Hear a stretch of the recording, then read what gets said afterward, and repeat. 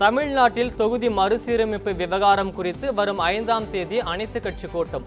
அமைச்சரவை கூட்டத்திற்கு பின் முதலமைச்சர் அறிவிப்பு.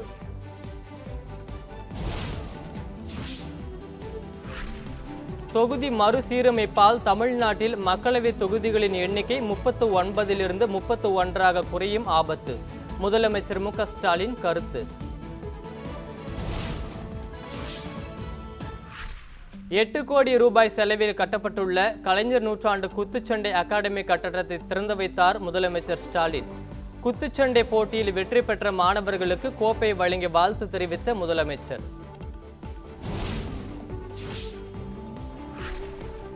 ஆளுநரிடம் 6 கோப்புகளும் குடியரசுத் தலைவரிடம் 8 கோப்புகளும் நிலுவையில் உள்ளன. சட்டத்துறை அமைச்சர் ரகுபதி பேட்டி.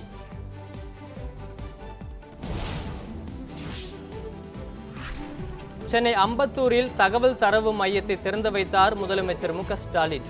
4000 கோடி ரூபாய் முதலீட்டில் திறக்கப்பட்டுள்ள மையத்தில் 500 பேருக்கு வேலை கிடைக்கும் என எதிர்பார்ப்பு.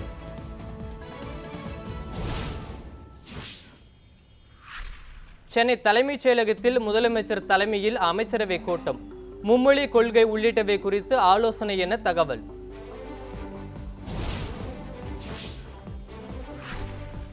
அழிவில் இருந்து மீள வேண்டும் என்றால் துரோகத்தின் மறு உருவமாக இருக்கும் நயவஞ்சம் வீழ்த்தப்பட வேண்டும். முன்னாள் முதலமைச்சர் ஓ பன்னீர்செல்வம் அறிக்கை.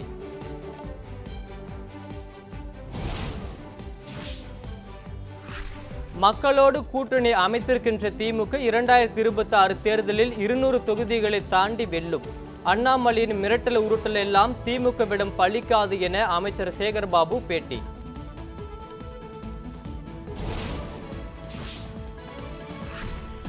கோவை மாவட்ட அதிமுக எம்எல்ஏ வீட்டில் லஞ்ச ஒழிப்புத்துறை சோதனை.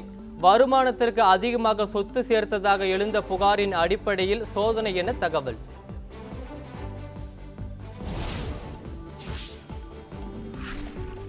அதிமுக எம்எல்ஏ அம்மன் கே அர்ஜுனன் வீட்டில் நடக்கும் லஞ்ச ஒழிப்புத்துறை சோதனைக்கு எடப்பாடி பழனிசாமி கண்டனம்.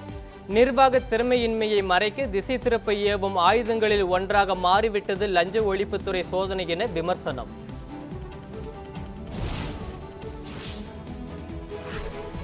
நாத்தாக்க தலைமை ஒருங்கிணைப்பாளர் சீமானுக்கு வலசரவாக்கம் காவல்துறையினர் சம்மன். திருமண மோசடி வழக்கில் உயர்நீதிமன்ற உத்தரவின் பேரில் சம்மன் வழங்கப்பட்டுள்ளது.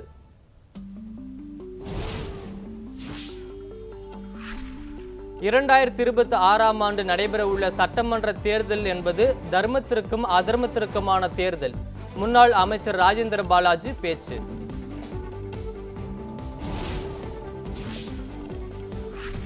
மயிலாடுதுறை மாவட்டம் சீர்காழி அருகே 3.5 வயது பெண் குழந்தைக்கு பாலியல் தொந்தரவு. 16 வயது சிறுவனை பிடித்து கூர்நோக்கு பள்ளியில் அடைத்த போலீஸ்.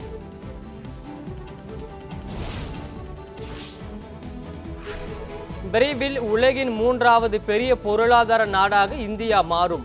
சர்வதேச முதலீட்டாளர்கள் மாநாட்டில் பிரதமர் மோடி பேச்சு.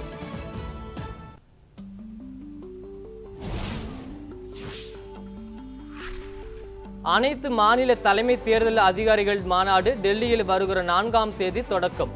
தலைமை தேர்தல் ஆணையராக ஞானேஷ்குமார் பொறுப்பேற்ற பின் முதல் முறை மாநாடு நடைபெற உள்ளது.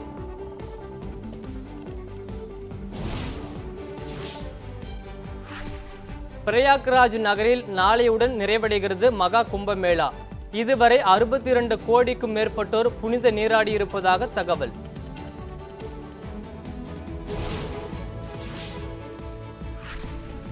கேரளாவில் தாய், சகோதரன், காதலி என சொந்த குடும்பத்தினர் 6 பேரை துண்டு துண்டாக வெட்டி கொலை செய்த இளைஞர் தானும் விஷமறிந்து உயிரை மாய்த்து கொள்ள முயற்சி. கொலைக்கான காரணம் குறித்து போலீஸ் விசாரணை.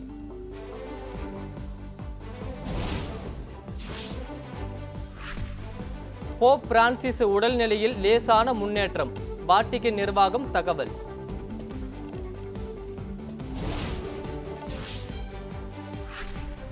உக்ரைனில் அமைதியை நிலைநாட்டுவது என்பது அந்த நாட்டை சரணடைய செய்வதாக இருக்கக்கூடாது. ட்ரம்புடன் ஆலோசனை நடத்திய பின் பிரான்ஸ் அதிபர் மேக்ரான் பேட்டி.